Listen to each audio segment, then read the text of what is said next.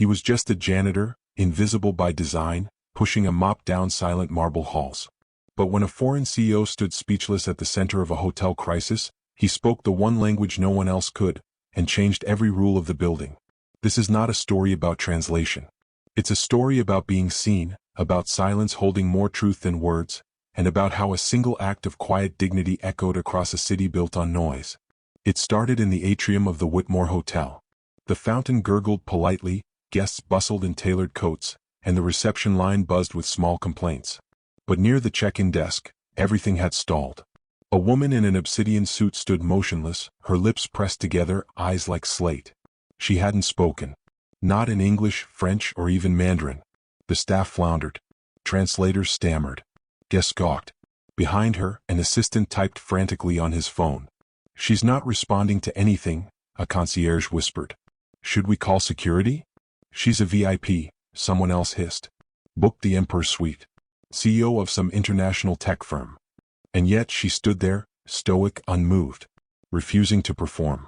Not out of arrogance, but because silence was her shield. Near the far wall, unnoticed as usual, janitor Noah Hayashi paused his mop. Something in her silence wasn't resistance. It was ritual.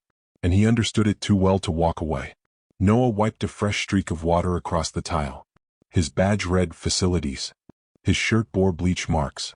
He was invisible, just the way the hotel preferred it. In the Whitmore, luxury lived above the 5th floor, and labor didn't have a voice beyond the supply closet. But this wasn't just another silent guest. He saw it in her shoulders, the quiet tightness of someone refusing to be reduced. The hotel manager, Miss Caldwell, stormed into the scene with her usual hurricane energy. Lipstick perfect, heels sharper than her tone. "Why is there a delay?" "She won't speak English," someone mumbled. "She won't speak at all," added another. "Well," Caldwell huffed, "this is America. We don't guess it needs. We communicate clearly. If she wants service, she'll need to participate." And then something snapped behind Noah's ribs. It wasn't anger. It was recognition. He had seen that expression once before, on the face of someone he lost. Noah dropped his mop and stepped forward without permission. The air shifted, subtle but undeniable. People noticed, not him exactly but the disruption of routine. Miss Caldwell blinked. "This doesn't involve janitorial, Mr. Hayashi." "I know," he said softly, eyes fixed on the woman. He walked toward her slowly, careful not to startle. Then he bowed. Not deeply but respectfully, with a precision that didn't come from a textbook. And in fluent, melodic Japanese he said. The woman, Ms. Aiko Sakamura, did not blink. But her breath changed. The room faded. She responded, calm and low, words falling like water. Noah smiled gently, nodding. "I've invited her to sit and have tea," he translated aloud.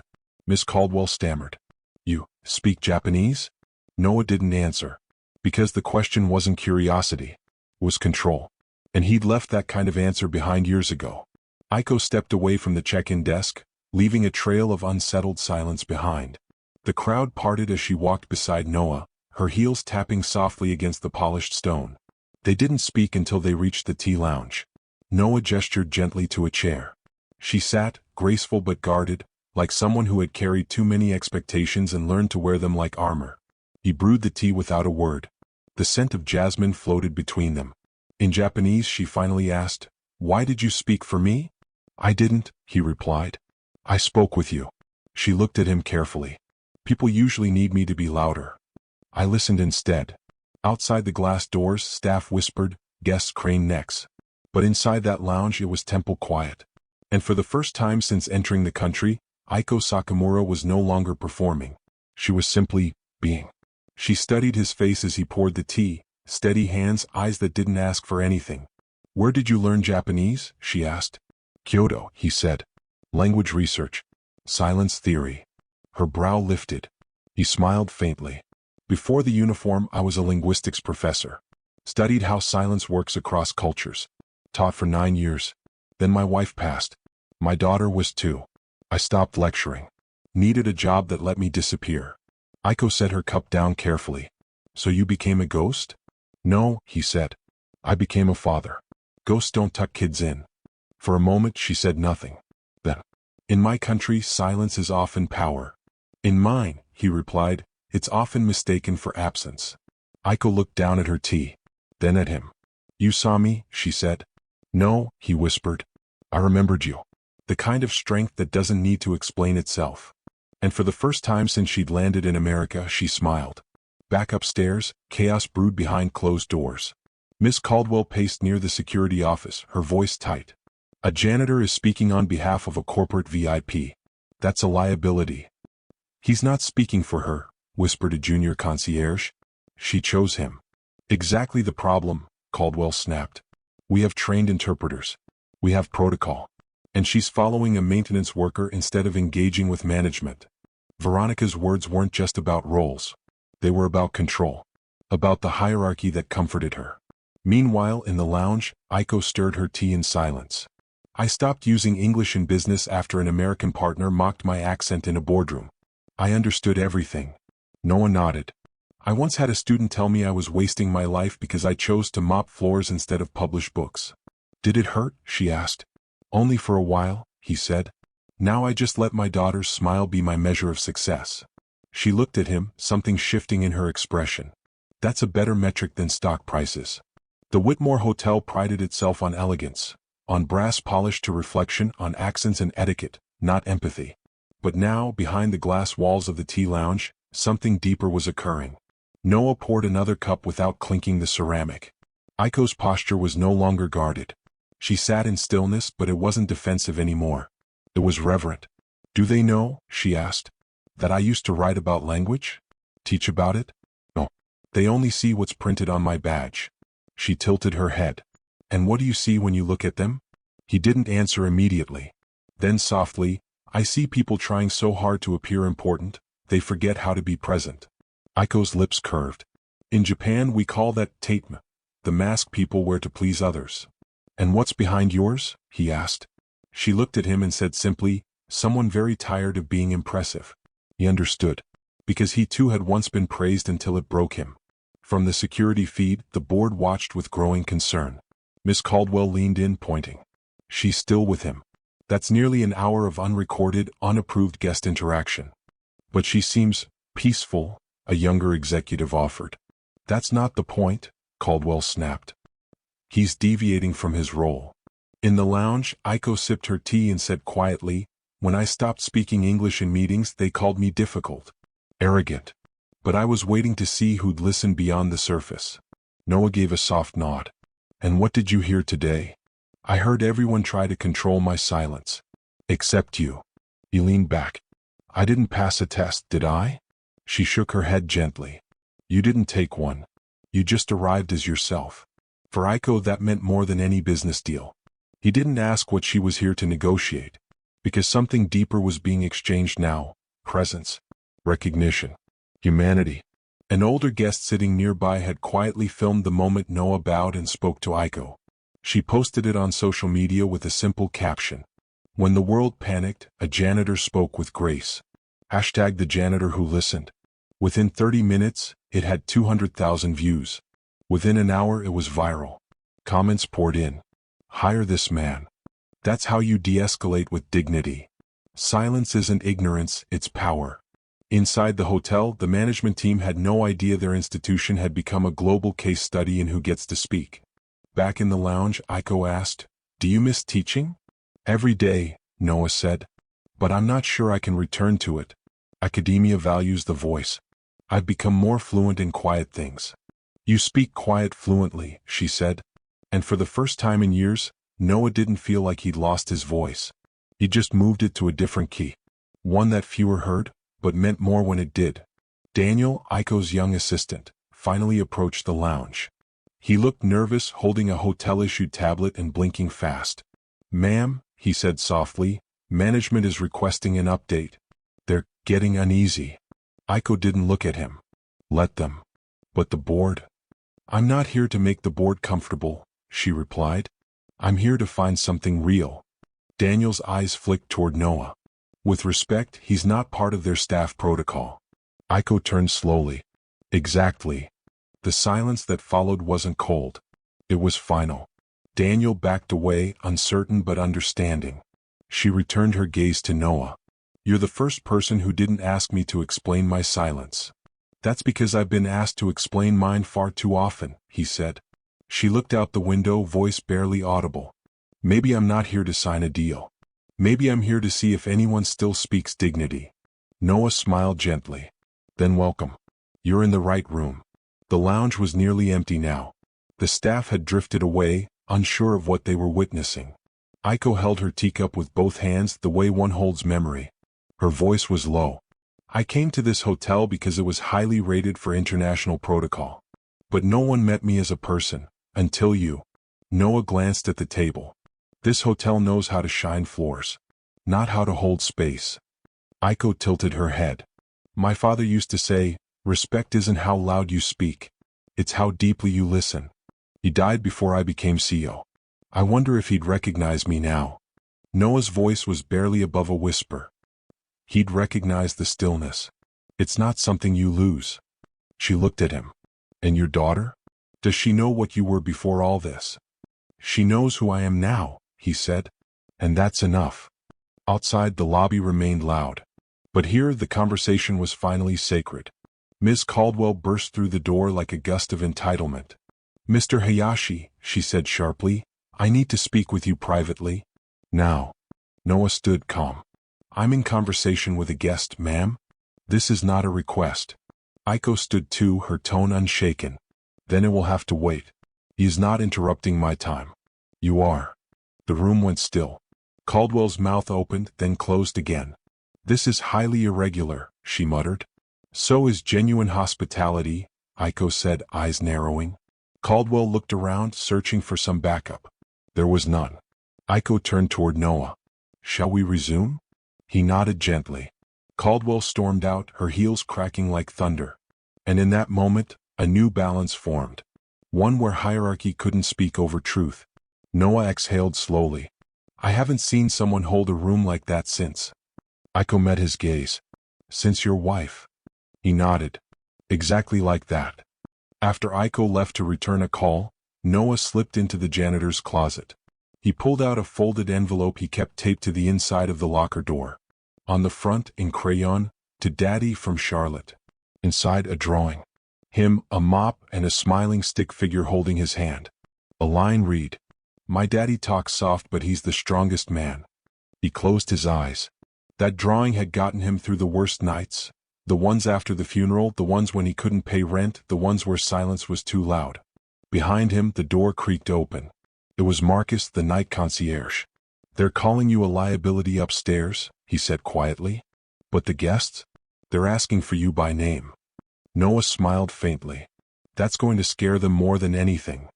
Marcus laughed under his breath. Good. Maybe it's time someone shook the chandelier a little. And with that, Noah returned to the light. The executives gathered, eyes on Aiko as she entered the Whitmore's penthouse boardroom unannounced. She stood at the head of the table, her voice calm and deadly clear.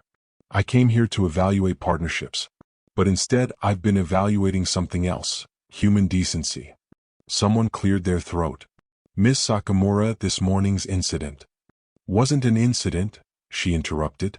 It was a mirror. And only one person in this building reflected anything worth remembering. Miss Caldwell shifted, face tightening. We were not informed he was capable of representing the hotel.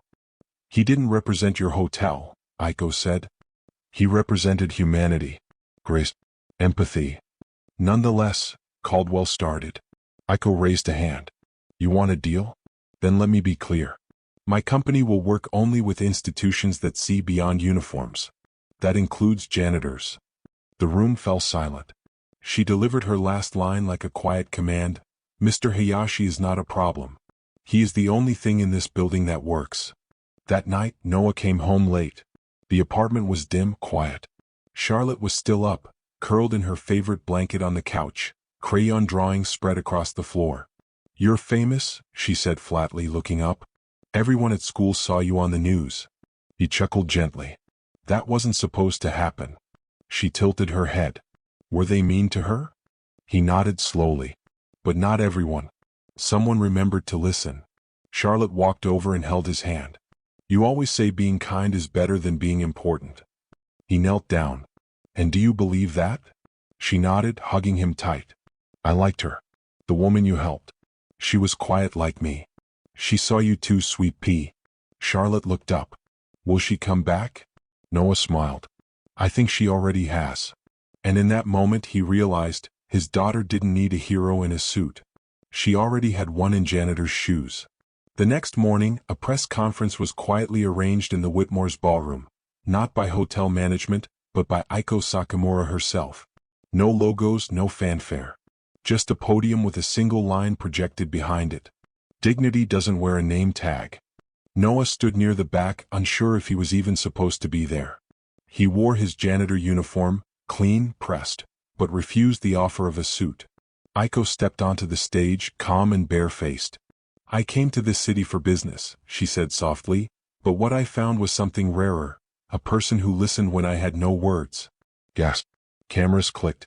She raised a printed photo, Noah bowing, offering her tea. This man, she said, did not see my silence as a failure. He saw it as language. He met it not with performance but with presence. Then she stepped aside. Mr. Hayashi, would you speak? Noah froze. Then stepped forward. Not as a janitor. Not as a spokesman. Just as a man. Noah stood at the podium, hands steady. He didn't clear his throat. Didn't scan for approval. My name is Noah Hayashi, he said simply. I mop floors. I change bulbs. I move silently through rooms where I was once called sir, but am now called nothing at all. The audience held its breath. Yesterday I saw someone being erased. Not loudly but politely. I've been there. I know what it feels like when your voice is treated as background noise. He looked at Aiko. She nodded quietly. So I spoke, Noah continued. Not to impress. Not to interfere. But because silence isn't weakness. Sometimes it's the only honest language left. He stepped back. The room erupted. Not in noise but in stillness, people standing, not clapping. Just witnessing. It wasn't applause. It was recognition. And Noah, for the first time in years, felt seen not as a man who once taught words, but as someone who finally remembered how to use them. By nightfall, the speech had gone global. News outlets from Tokyo to Toronto aired the clip with subtitles in 10 languages. The caption that echoed across headlines? The janitor who spoke without raising his voice. The hotel scrambled to reframe the narrative, but it was too late. Guests left handwritten notes asking to meet Mr. Hayashi. Employees in the back of house cried watching the footage. But for Noah, none of that mattered. What mattered was Charlotte. He came home to find her painting at the kitchen table. That's you, she said, pointing to a yellow circle in the middle. What's that around me? Warmth, she said. It means you made someone feel safe. He hugged her, eyes stinging. Later, he opened an email from Aiko. I've resigned from the hotel partnership. But I'd like to offer you something more personal, a seat at the table. Not to speak for me. Just to speak beside me. He stared at it for a long time. Then clicked, accept. A week later, Charlotte found an envelope on her pillow. Her name in ink. Inside, her father's handwriting. Dear Charlotte.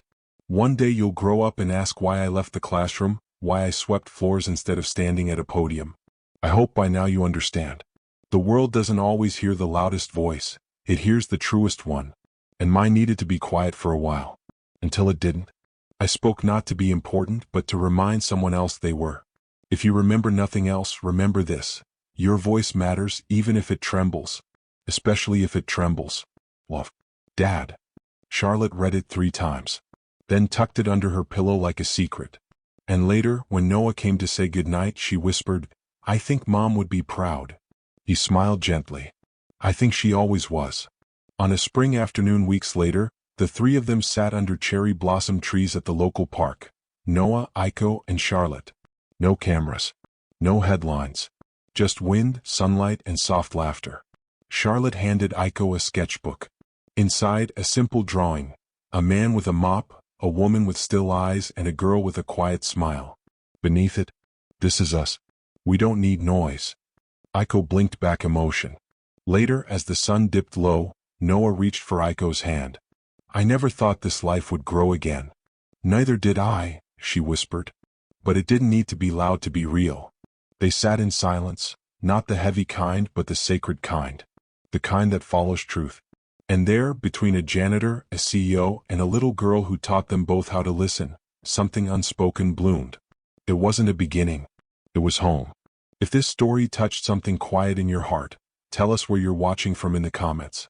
Which moment stayed with you the most? Was it the tea? The silence? The little girl's drawing? We read every word you leave. If you believe the world needs more stories like this, filled with grace, humanity, and second chances, please subscribe, like, and hit the bell icon so you don't miss what's next. Thank you for listening. Until next time, stay kind, stay seen, and never underestimate a quiet voice.